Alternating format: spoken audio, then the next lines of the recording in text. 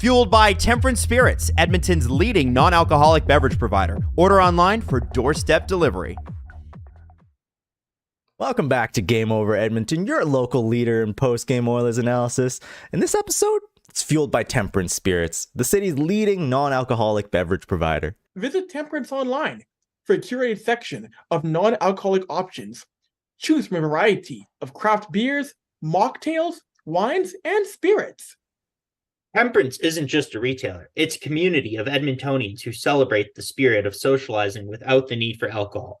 And with Temperance Spirits online shop, ordering your favorite non-alcoholic bevies right to your door is as easy as Connor scoring the winning goal. You can find our partners at Temperance online at www.temperance-spirits.com for delivery to your door, and use the code SDPN for 10% off your order at checkout. And give them a follow on Instagram and Facebook at Temperance Spirits. Yo, yo, yo, yo. What is up? What is up? What is up? Game Over Edmonton is on the air, and what? Wait. Sebastian, the Edmonton Oilers, they won! They won! That is a big, old-fashioned W. Oiler fans, I know you forgot about these, but tonight, Edmonton got a big, fat W, knocking off the Seattle Kraken 4-1. It's your boy, Avry Lewis McDougall, here in the host chair tonight with our old pal, the one, the only, Sebastian Jackson from Smart Scouting Hockey and the Third Intermission Podcast. Seb, what's going on, player? Welcome back to the show, buddy. Oh, thanks for having me again. I'm happy to be here. No, of course. And those who forgot, Sebastian was robbed of the Peel Magazine's top 100 people list for beautiful faces in the world. Patrick Dempsey robbed Sebastian. It's a tragedy. A dang shame, isn't it, Sebastian? Yeah, you know what? It was very narrow this year. Like I said, I lost like 4 pounds. Did a little shave job. I've been taking my insulin, and I've actually been taking the insulin in my butt. So I'm packing some cake, and I finished a close second. I'm just gonna put in work next year, maybe eat a little less pasta, and we'll see. Oh my God! We will see. We will see. And tonight, I want to have you on to talk about the Oilers tonight. As you see, you're rocking your Oilers jersey. You're on brand. You're supporting Game Over Edmonton. You're supporting our viewing audience tonight with this victory. I like to see that. Yeah, it's one of those things where, we all watched the other day because the NHL is more fun when it's chaotic. But, tonight's one of those nights where you just kind of hope things settle down and you hope for the best. And, I might not be a direct fan of the team, but I love a lot of pieces that they got there. So, yeah, show my support. No, fair enough. And Edmonton tonight gets a big 4-1 victory over the Kraken. It's a game in which this game starts off, Sebastian, which we all know the narrative how Edmonton needs more scoring. They need more scoring from the top guns, from the depth. And what do they get tonight? The game starts off with not 1, not 2, but 3 Zach Hyman goals. A natural hat trick in the first period. I saw Zach Hyman, Sebastian, going to the net, getting aggressive. That's what this team needed. His game tonight, A+ for me from Zach Hyman, Sebastian. Yeah, this was, ever since he became an Edmonton Oiler, he's done nothing but put up points. And not that he wasn't doing that in Toronto, but, he's given a larger opportunity here, more rope, if you will. But, puts up a hat trick in the first period. And it was a gritty hat trick. It wasn't, goals that were easy to come by. He was digging. He was in the trenches. He was everything that they needed tonight. And, it's anytime you can get a hat trick out of somebody who doesn't wear 97 or 29, it's a good day. So absolutely a big Zach Hyman guy. Happy for him. Happy for the team. No, of course. And the team in which Zach Hyman is one of the more beloved Oilers on this roster. He's someone this team gets behind. This team loves to see him succeed. And for the record, those of you watching tonight, you may notice my setup is a little bit different. No, I'm not in Alberta. I'm in Toronto tonight. So doing a show that starts at almost 1 a.m., it's throwing me off entirely. It is throwing me off so much, Sebastian. I don't know you guys do this stuff every night to watch a game that ends. It's throwing my schedule off, Sebastian. It really is. Yeah, it will do that. I kind of like it, especially on Saturday nights. It's something about watching. And I mean, you know me, I don't just watch my team. I watch, 10, 12 teams as much as I possibly can. But I like the late games. It's something about a Saturday night late game that still resonates with me. You know what I mean? I've loved staying up for them. Gives you a different perspective, with the TV crews, and but it will get you. It's funny that we're doing an Oilers post game show and we're like 52 kilometers away from each other. So Right? It is so funny. And in that first period, I mentioned Zach Hyman and also Sebastian watching this Oilers pressure, like watching the same pressure. They had 17 shots on net against the Kraken, and when you're a team that's desperate for a win, a team in which you hear all the rumblings about jobs in the line, this is a team that, to me, it looked like they were a team playing for Jay Woodcroft. They came out motivated. You saw all lines rolling. You saw chances in front of Philip Grubauer. This is a team who knew that, hey, it's getting late early, and you got to find a way to get some points early. You got to find a way to get aggressive against a Kraken team that is no slouch in your own right in this division, Sebastian. yeah, I mean, even moving off of this game too, in through next week, like this team's still going to be under a microscope. So, it was nice to see. And here's the thing: like, I'm not going to be, too heavily critical on them because a win's a win. They don't ask how; they ask how many. But with Jay Woodcroft, we all know he's a good coach, and it was nice to see most of the guys step up and put their play on the ice and let that do the talking. But it's one of those things where it still looks like some guys out there aren't given the full effort.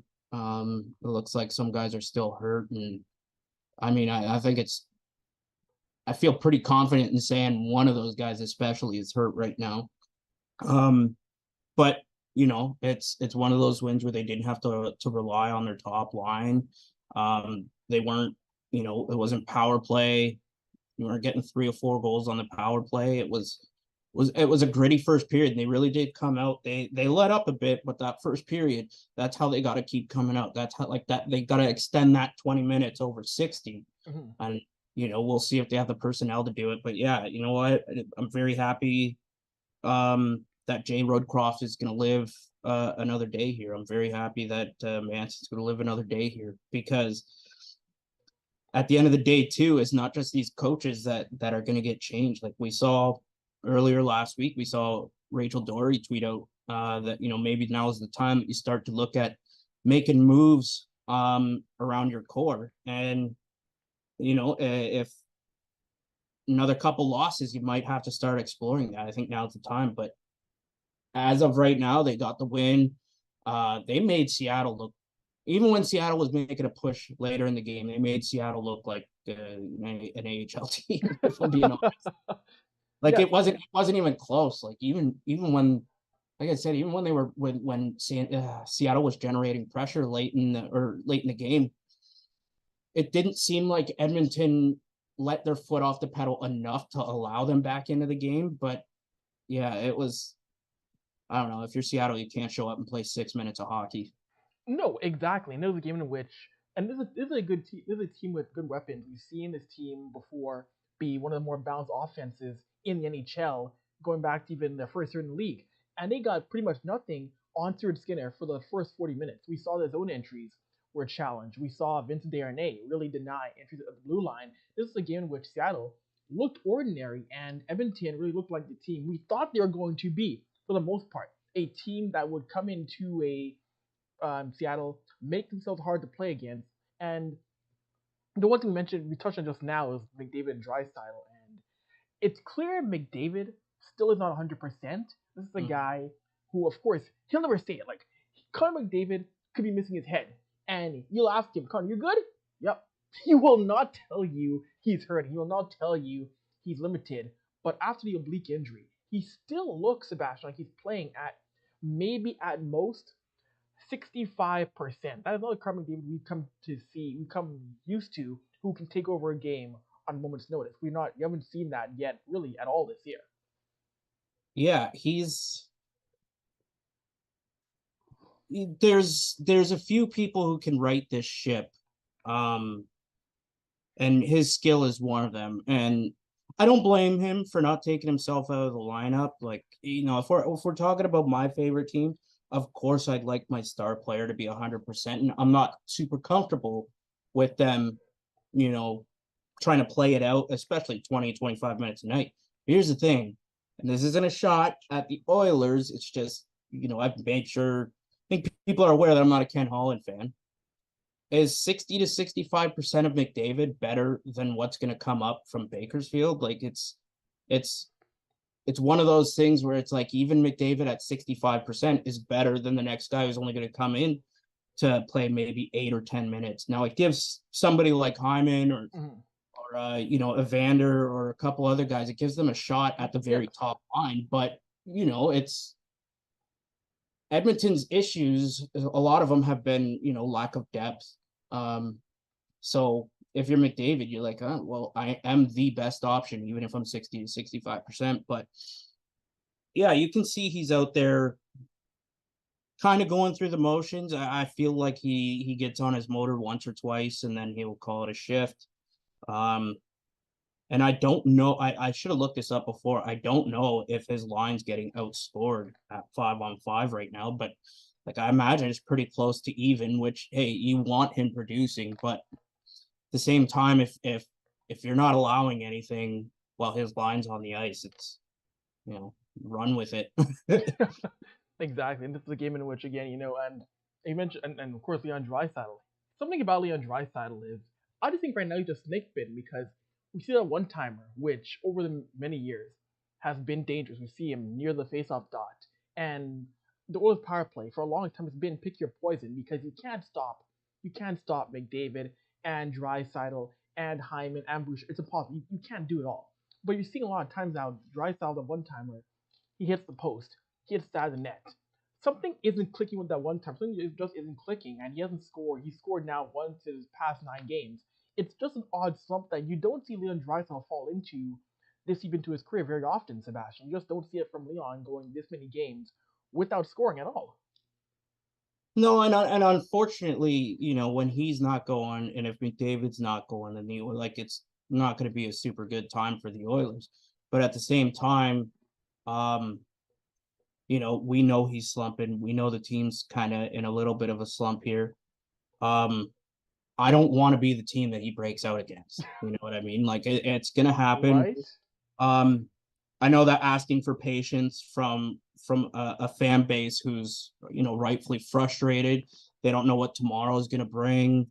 They don't know, who's being called or talked about in trade talks. Like, there's a lot of uncertainty in Edmonton right now. But the one thing that I am certain of is McDavid is going to get healthy, and Draisaitl is going to be back to scoring goals like he has no business scoring. Again, it is unfortunate that it all is happening at once. It's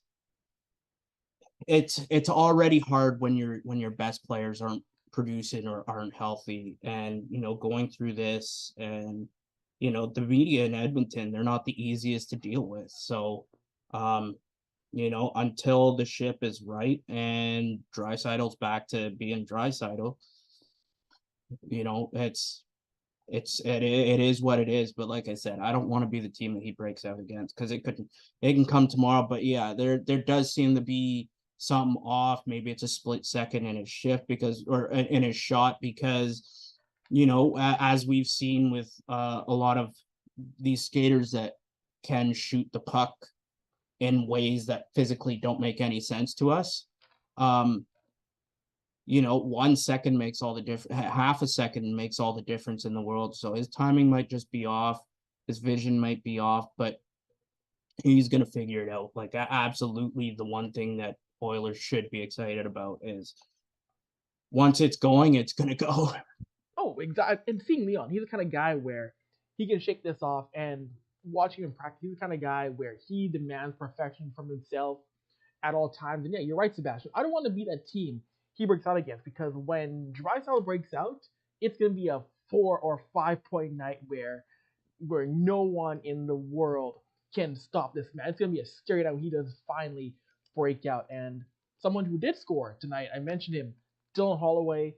Again, if you know me, you know what this show. I've been a big fan of his game since he came out of Wisconsin. I love him getting to the net, got rewarded again, and he's someone who works his bag off to try and make an impact. He gets in front of the net. He scores his first goal of the year. And again, like we mentioned that depth. Guys like Ryan Holloway, Ryan McLeod, these are guys who I want to see thrive in Edmonton and be that kid production group that can jumpstart this offense when need be. So I like the game tonight of Dylan Holloway and Ryan McLeod, guys who went to the net and create havoc for the Seattle defense. Yeah, Holloway he was very effective tonight. I'm not necessarily the biggest fan of his timing to fight, but so the thing about hockey is it's such a quick game that it's changing by the second. So it is what it is, because I felt that's when Seattle started to dig back in, was about 2 minutes before. So I didn't really like that, but he scored a goal. He was a little bit nasty today. He's not afraid to go in the corners. He's not afraid to take a few hits either. So it's one of those things where, you put another 2 or 3 of him in the Oilers' bottom 6, and I mean, a lot of problems are solved, but he's gonna be very good for Edmonton for a long time. And shout out Lauren Kelly, who loves him. And same with Ryan McLeod. Like he's somebody who, he's a hard worker. The points will come. It's a little bit slow for him right now, but he's going to get ample time in the top 6. There's going to be injuries further beyond McDavid, so he's going to have opportunity after opportunity. And he is, again, just another guy who's not afraid to go into the dirty areas. He's not afraid to mix it up. He's got a wicked shot. I wish he'd use it more. But when he's in that top 6, he's not the shot option. So, but yeah, those are 2 guys. Those are 2 very good guys who, and for a team that does lack some depth, having those guys beyond the Hymans, the Canes, the McDavids, and the Draisaitl's is very good. No, of course, you mentioned shot. Like, that's the one thing I want to see these young guys a bit more is get pucks on net. Don't be afraid to shoot. Don't be afraid to shoot. That's the big thing that you've seen analysts stress. That's the one thing that Jay Woodcroft wants to see more is young guys not being afraid to shoot. Because Jay's always said before, like, if you're in the top 6, we want you shooting that puck more. Don't defer as much to 97, 29, or even 93. Take your chances. We see before. This year alone, you get pucks on net, things get going. Great example. We see Evan Bouchard get shots on net. He's got a good offensive run. Even Heritage Classic, Vincent Desharnais gets a shot on net, gets his first career NHL goal. You never know what can happen if you just get a puck on net through traffic, and seeing these young guys get some confidence to shoot and know that, hey, I shouldn't always just defer to 97, 29, or even again Nugent Hopkins, Vander Kane. Like, this coaching staff is trusting these guys to put pucks on net. That's a good thing in my mind that Jay Woodcroft believes in these guys to shoot a little bit more. Yeah, and that's how Edmonton should be, running out their lines. Like, the one thing that I haven't been the biggest fan of the last number of years is they bring in, some solid pieces to finish out that bottom 6 there. And like, I'm not going to pick on him too much, but Fogel's an example of a guy who does have offense, but he doesn't know how to use it effectively.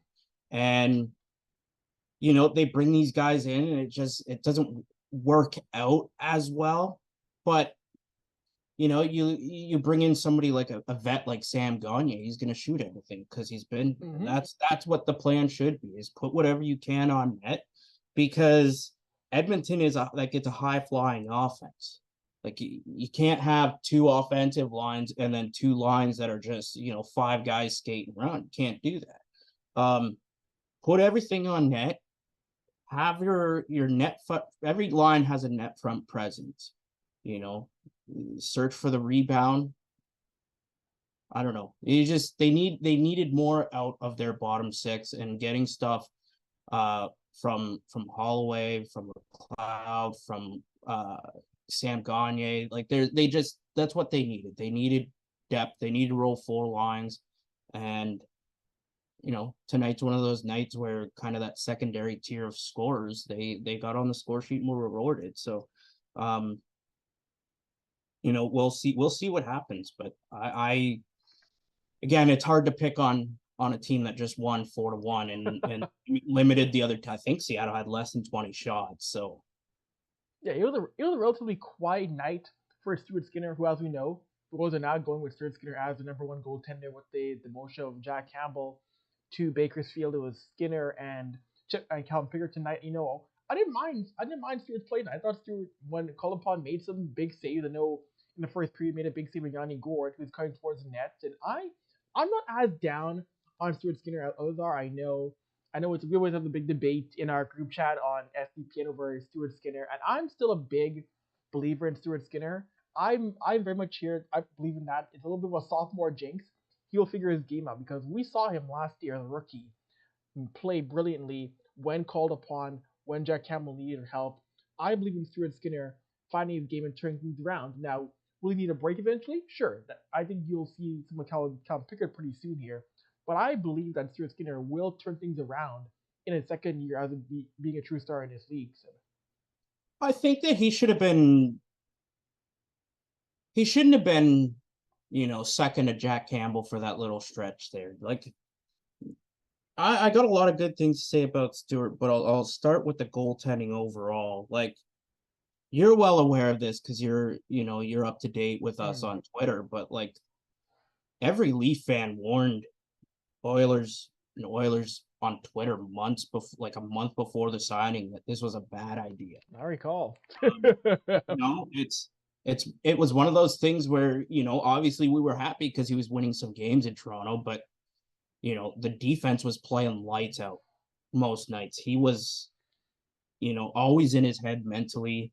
I just really glad that they didn't lock him up to term and money, but you know, Holland ignored all the warning signs like he has with many moves, and did it. And you know, Stuart Skinner, he had a really good year last year. I honestly thought that he would win Rookie of the Year because, you know, goaltending is a much harder position. In this year, he has struggled, but you know, there's a lot of outside noise in Edmonton. There's a lot of pressure. And I know that the players, you know, they're not up reading the Sunday column every week, but you know, again, it's a hard media market, and you know, goalies are weird. But I always knew he was always gonna rebound too. Like, people don't give up on him. He's only what, 25, 26. Yeah, he's still young. He's gonna grow with this team however longer the window stays open, if it's still open. You know, I guess we're not gonna really have any answer on that for a little bit, but no, I like him. I would take him on my team right away. I definitely, with the names that are being thrown out there as like potential rumors, like a Jordan Binnington, yeah, I'm not selling anything for him. I think Stuart Skinner has a better future in front of him than Binnington, and people can point to the cup and whatever. And that St. Louis team was very good, and he had a good stretch there, but he kind of sucks. I like Stuart Skinner much better. I think he's gonna go on a little bit of a stretch here. Those numbers will climb, and hopefully he can close the door enough that you don't have to rely on Pickard for more than a couple of games. You know, was a great prospect once upon a time. Yes, he was. He's a great person, but no. Yeah, I think there eventually will be a trade for a goaltender. I'm just not sure if it's gonna be. I know I've heard the Binnington news. I'm not sure if it's gonna be Jordan Binnington. I know we also heard Jake Allen's been in there. They require other goalies, but I don't think it's gonna be Jordan Binnington. I mean, he's had moments. He's had moments where he can be like a good goaltender. But Jordan Binnington in 2023, like I just don't know if that's the guy you need right now. If that's the guy who's gonna lead you. I've never really been a big Binnington guy, so like when I hear the name, it's like I just don't see the fit really in Edmonton with Jordan Binnington, to be honest with you. Well, and it's a money in, money out thing too, because like there's no reason for St. Louis, unless you're going to attach a bunch of prospects and picks to it. There's no reason for St. Louis to pick up Jack Campbell's contract. Because I don't think that the team's hoping he rebounds. I think that they're ready to move on. They're ready to just say, hey, Skinner's our guy, and we can't have this, $5 million anchor kicking around. But if you can find a way to offload him, and Jake Allen, I like Jake Allen. I think he's somebody who on most nights in Montreal is a shining star, even if you're watching the games where they're losing 5-2, 5-3.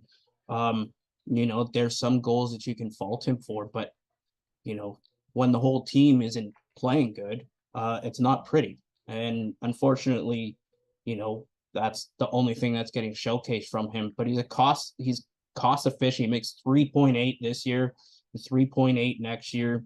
And it's a guy that can give you 40 games, like 40 games for 3.8. If you can get league average out of him, you're laughing, because then your goaltending cost comes down. And you can allocate whatever money you save on the cap elsewhere. But you definitely have to find somebody that'll take Campbell back, because I don't see too many teams that are just gonna rush into Edmonton saying, hey, we'll take him even for like a first round pick, because that's still, there's still 3 years. There's still a lot of money owed on it, or 4 years, I think, parts of 4 years. So 3 years left for Jack. Yeah, 3 years left for Jack. So it's one of those things. And the thing is he's at an age right now where, he's 32, I believe.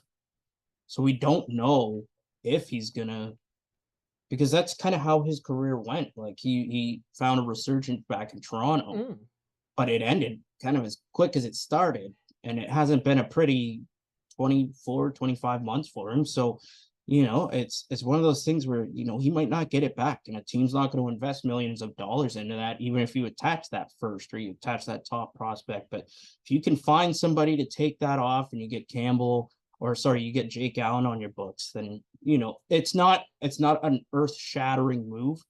I know that name isn't as sexy as like UC Soros or, whatever, even a Jordan Binnington. Like I like the name Binnington is a little sexier than Jake Allen right now. But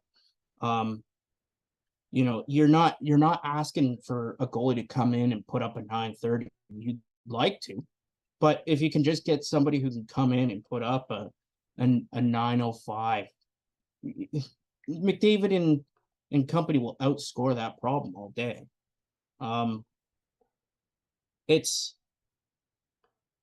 It kind of leads to the question now too, because as much as we're talking about, Stuart Skinner needs the net. He needs the net. They got to stick with him right now, especially when it comes to his confidence in the future. If you work with PDFs at all, now that we know that Edmonton is cap strapped severely, like they're up against it in a major way right now. I don't even think they have like $100,000 on the cap that they can use. So I don't think that they can call anybody up. Well, I guess you get a little bit of relief from Campbell, but at the end of the day, is moving off of him and adding, one of these goalies on the market that can come in and be a stopgap, is that going to solve all the problems? I don't think so. Like I think that we're pointing to Campbell, and he needed to be better, and Stewart needed to be better. Like we can point to them and say, hey, we really need a goalie, but there's still some issues on defense that I think need cleaned up, and getting forward depth that can put up even just a few extra goals a year, so that the team isn't constantly relying on top six or power play. That's another area that they need. But most of all, I think the most important thing they need some wiggle room, because there's always the opportunity that something could fall in your hands at the deadline that you didn't think was a possibility. No, that's totally true. And we'll have more content for you here on Game Over Edmonton. We'll have some more chats. We'll get to your questions and comments. But first, a word from our sponsor. The NHL season's heating up, and there's never been a better time to get in on the action. Whether you're looking to hammer home and Leon Draisaitl anytime goal or ride the puck line with the Edmonton Oilers, our partners at Sign Up Expert want to make sure you're ready to sweat your bets with one of the best. Sign Up Expert is hooking up our listeners with one of the newest sports books available in Canada, Betano. Betano is home to some of the best odds when it comes to betting on the NHL and offers unique markets, including virtual soccer and basketball. All you have to do to get started is scan that QR code on your screen or click the link in the description to register and place your first bet. If you thought Jack Campbell ending up on waivers was the best surprise of the season so far, wait until you try Betano. You heard the man. Don't walk, run to check out Betano today. Scan that QR code or hit the link in the description below to get started. Start sweating your bets with the best. And always remember to bet responsibly and within your means. Viewers must be 19 plus to sign up for Betano. And we're back. Game Over Edmonton. Your boy Avry here. Drew Hill cosplayer Sebastian Jackson here on the show with me. Oilers win 4-1 over the Seattle Kraken, and Sebastian wanted to put on one thing. We mentioned this lead. Edmonton hung on to the lead. Like, this is a team they hung on against a Seattle Kraken team above them, and that's the one thing. Like, this Oilers team, aside from the one goal, Sebastian, didn't really break. Like, that's the big thing we've seen about Edmonton in battles in games this year, in which you see this team crack, you see this team break. They didn't crack against the Seattle Kraken. That's what I loved. Even though, yes, they could have made this game 5 or 6-1. They could have added to that lead. This team defensively did not slack too much and give Seattle too many options or too many chances to get back into this game beyond that one goal, which I appreciated in this team tonight. Yeah, they Edmonton's defense didn't. Because again, I believe that had under 20 shots for Seattle tonight. Now they did get a lot of time in the O-zone. Last time I checked, it was early in probably mid-second when I looked. But the thing is Edmonton's defense did a very good job of keeping them to the outside. So they weren't getting clear shots, close to the net.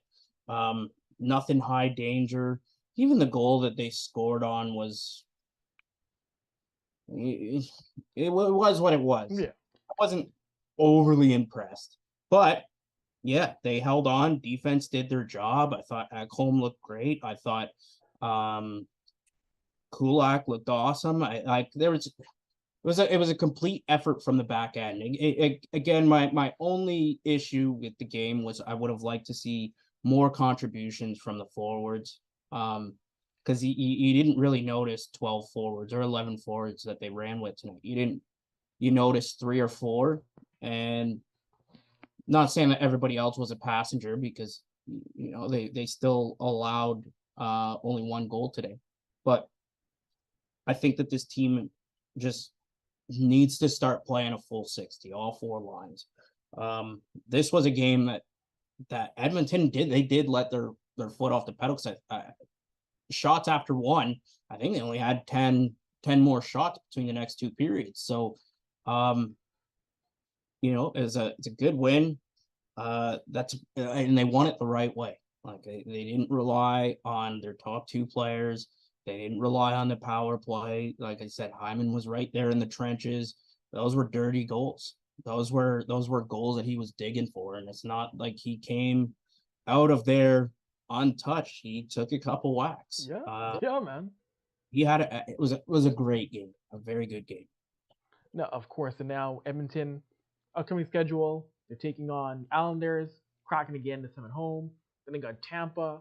They got 3 games in which, again, you're 31st in the league. You're struggling in terms of overall standings, But you have three tests again in terms of the Islanders, Lightning, and the Kraken once again. These are three games you got coming. You got to find a way to, at worst, only get 1 point in one of these games. You got to find a way to get 6 or 5 points in these three games coming up here now, with them back at home now.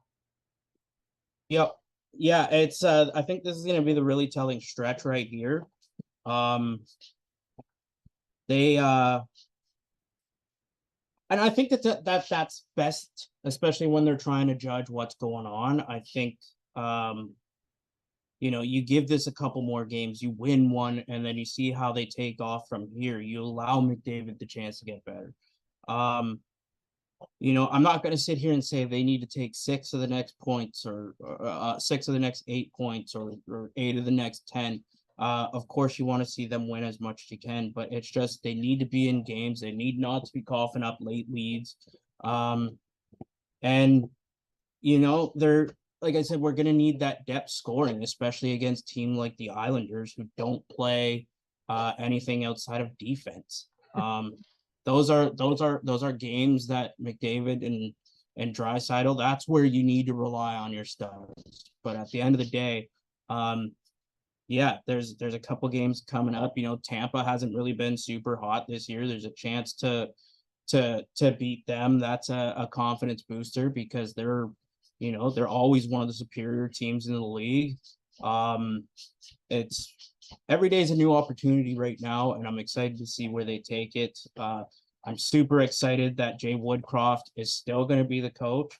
I think that this is going to be a good week for Edmonton. It's going to be very telling. People keep talking about a panic move or a trade or whatnot, but no, leave things the way they are right now. Let them cook and see where they can get to.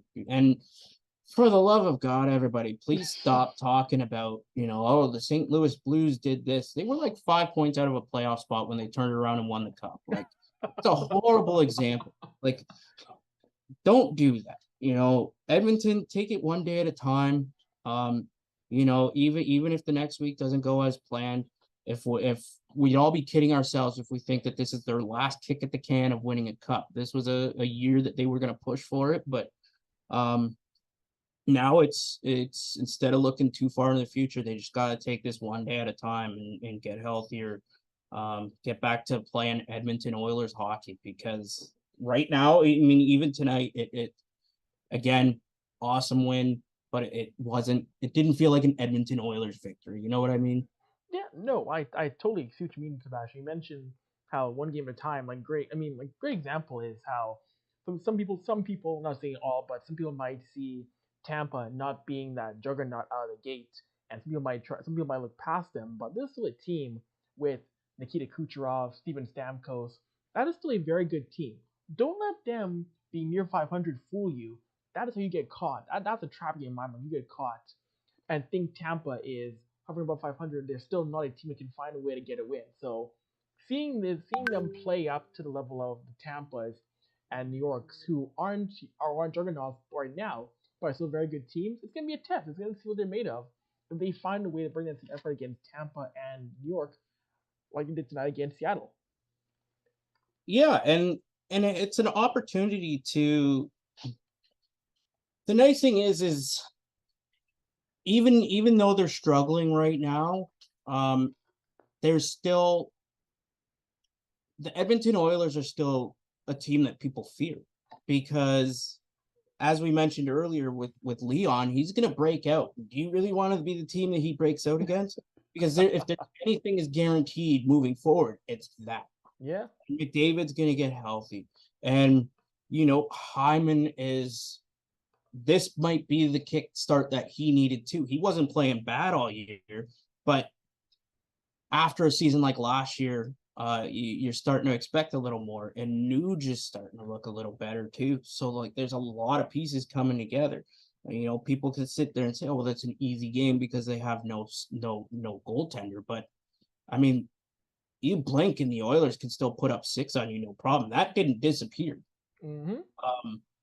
So it's at this point, it's just take things one day at a time. go out there and play for your coach, because he's going to go to bat for you no matter what. And he has. He's going to go to bat for you. Go out there and play for him. Go out there and play for yourself. Pad your stats. Like, it would have been awesome to see McDavid score 60 goals and 80 assists again. And the crazy thing is that could still happen. Like, Knowing Connor, maybe. he needs like 3 games and then he's just right back there. Yeah, it's every day is a new opportunity, and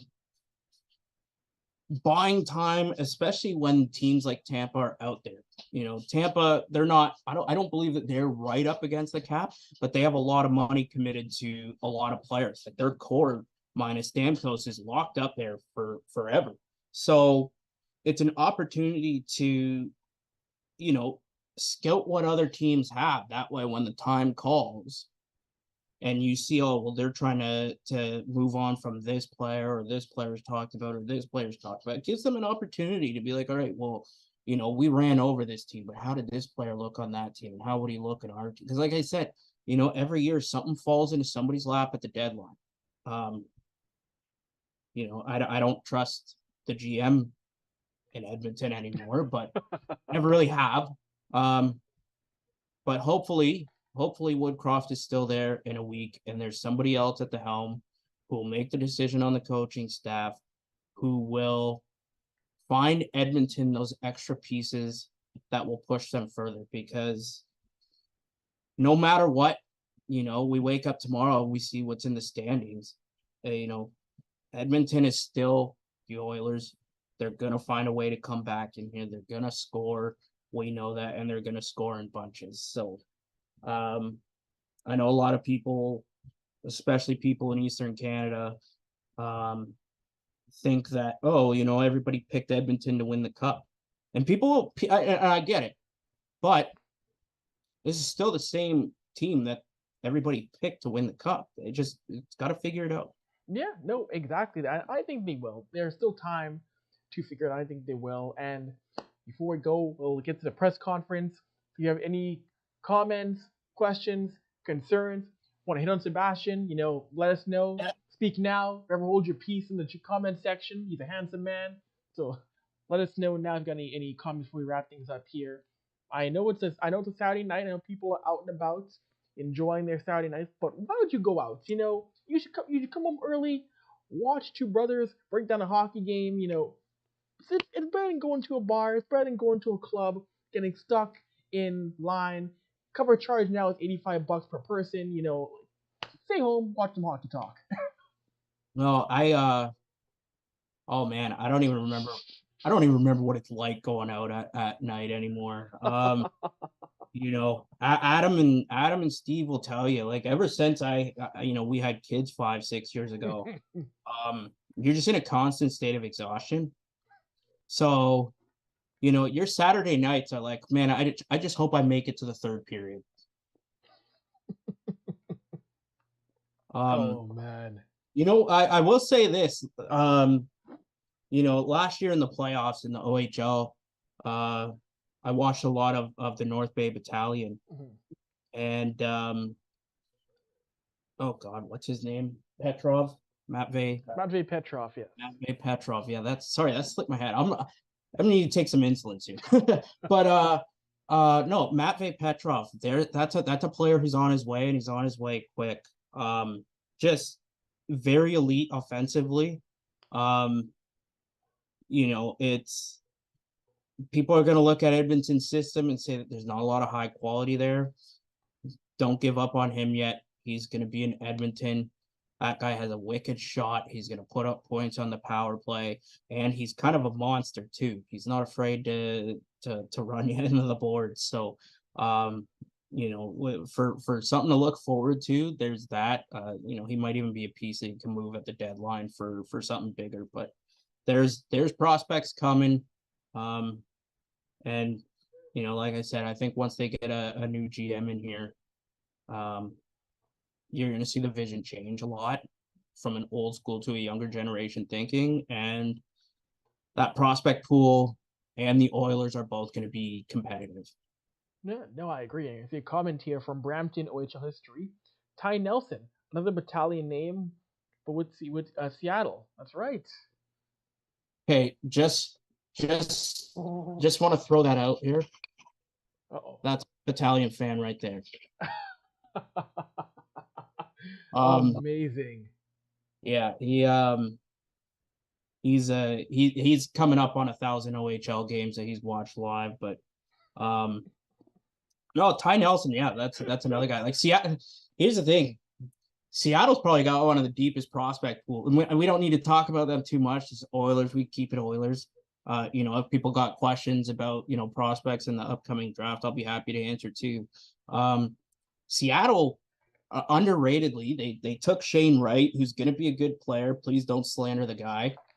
It wasn't his fault that Windsor got eliminated in 4 games because he was one of the only players trying. They got Shane Wright, they got Ty Nelson. They got Carson Raykop in Kitchener, who's probably going to score 60 goals this year in the OHL and still could come back for another year. They've got Ty Nelson, who might be arguably the best defenseman in junior hockey. And they built that system over 2-3 drafts. So, it's you just got to develop a new line of thinking. I haven't really been a big fan of the Oilers draft. Now they've hit it out of the park on some. I think Bouchard was one of them.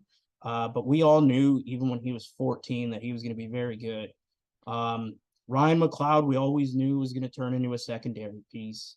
I'm not so hot on Nathan Day, who is playing in the OHL. He's starting to turn it around a little, but I think that was a little bit of a reach, but goalies they're so hard to judge. I've seen goalies in the CHL put up like an 870 save percentage, and then all of a sudden they're a 915 in pro hockey. So we'll see. Nah, goaltending, man. Goaltending is it's to quote Steve Dangle himself. Goalies are voodoo. To quote Steve Dangle Glenn himself, he's mentioned that it's.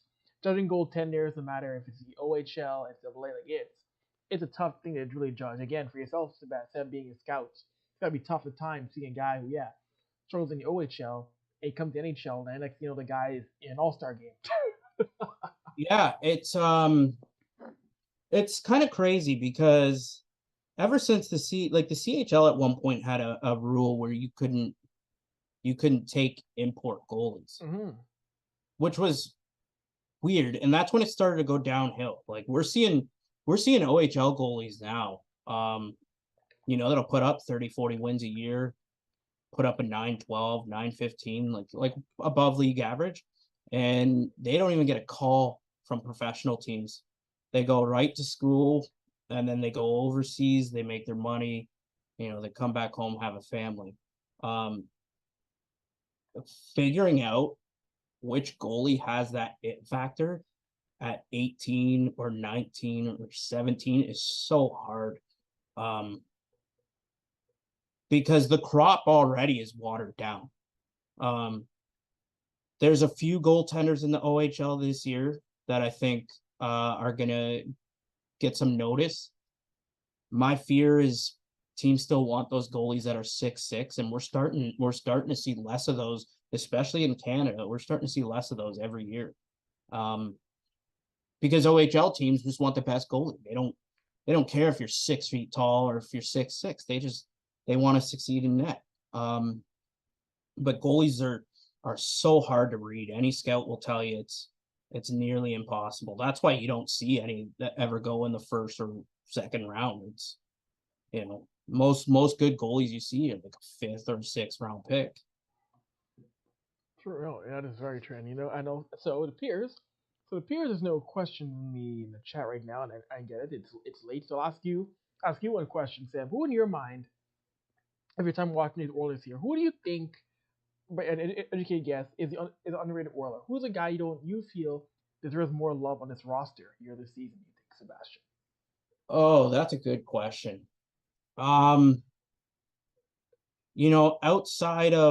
Outside of the coaching staff, because again, I think Jay Woodcroft might actually be my favorite coach in the NHL right now. something about him and the way he approaches the players in the media. I really like the guy. But if I had to pick something off the team, whew, I'm gonna say Kulak. I like that answer. There's nothing fancy about his game, but guy puts his hat on every day, goes out there, gives it all. I believe his zone exits are still very positive. It's not somebody that you're going to notice, but people. If Darnell Nurse wasn't making $200 billion a year, it'd probably be him. And I hate that I'm ragging on a brother like this because, I love everyone who can take up space in this game. That's a person of color, but he makes too much for me to sit there and say, hey, that's a bright spot, because I don't know if he'll ever earn that contract or play up to that contract. But too much of the focus is on him. It's on McDavid. It's on Draisaitl. It's on Nuge. It's on Hyman. It's on Kane. It's on Stuart Skinner. It's on Jack Campbell. And rightfully so. Like those were the guys that were supposed to lead this team. But you have a Kulak there who's just going to settle things down. You're not panicked or worried when he's on the ice. It's like I said, it's clean exits. He's not afraid to hit. He uses his shot selection very well too. Like, you're not going to get a lot of shots out of him. You're not going to get a lot of goals out of him. But if the one thing that annoys me about defensemen of his variety is when they shoot pucks right in the player's legs, and it's a 2-on-1 the other way. So Cody CC essentially. But it's he just complements that back end. Mm-hmm. And I've wanted him on my team for half a decade. I like that. So yeah, Brett Kulak, he's don't give nobody better give up on Evan Bouchard either. That's a gem. That's a top 5 to top 10 D in this league in 2 or 3 seasons. Do not give up on him. No, Evan Bouchard, I admit he's had rough patches here this year, but man, what he's developing to offensively, this team cannot keep up on. I agree. Like, he's been a solid power play quarterback on that back end, and he will figure it out. He will get better. I'm a big Evan Bouchard stan. I love the kid. And you mentioned Brett Kulak.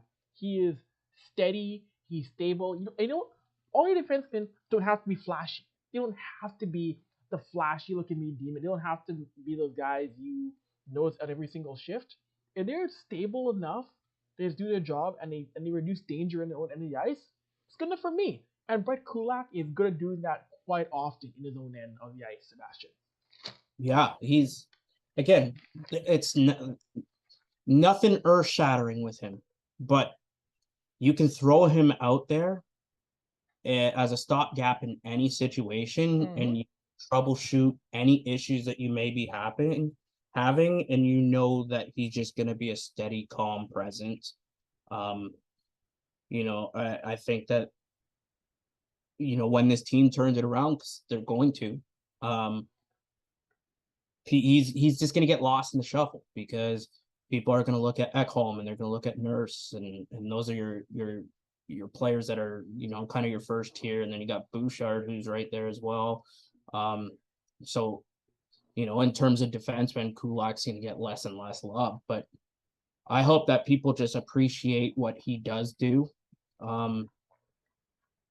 He's that piece that everybody that's trying to make a push, everybody will be asking about him. Of course. He's the perfect trade deadline partner because he doesn't eat up much cap at all. And it's such a simple game.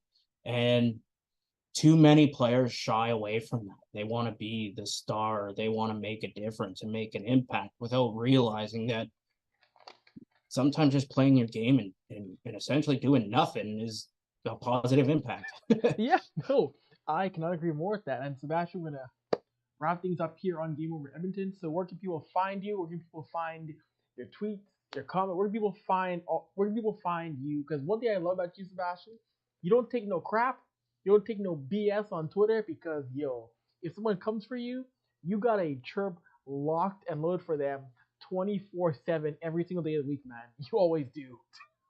Listen, not many people will admit on live podcasts or YouTube or whatever we want to classify this as. Nobody will ever admit that their mom has punched them in the face and literally beat them in front of their friends. That happened to me. I was raised by a black woman who was raised in the 60s, who is a descendant of slaves. My mom didn't raise no wimps. Not that there's anything wrong with it. Not that there's anything wrong with it, but I can tell you right now, all my friends are appreciative when they're with me because they know not a lot's gonna happen. But no, you can find me on Facebook if you search there. But I'm not gonna tell the link because I don't know what it is. Twitter, Seb Jackson 90. Instagram, Sebastian Jackson.90. I'm all over there. I'm anywhere. You just type me in the internet and you'll find me. But I do got a happy belated to Robert Malloy. Yes. That's my boy right there. And I don't know. I think that's it. Should I promposal Liz Hode right now? Hey man, if you want to, the floor is yours. I haven't been a prom. I didn't go to mine. I didn't like it. No, that's where I am. And yeah, if you're gonna come at me on Twitter, load up your barrel because I work from home. I have nothing but computer time. That's a scary thing. A man would come back in nothing but time. Be prepared. Oh my gosh. Anyways, gang, this has been Game Over. Edmonton, thank you all for tapping in once again with the boy Sebastian Jackson. I'm Avry Lewis McDougall. We are back on air on Monday after the Oilers take on the New York Islanders. Have a good night. Stay safe. We are out of here. Oh, and like always, follow SDPN. Follow all of our content creators, all of our channels. Like, subscribe, comment. If you enjoy the show, share it. Later.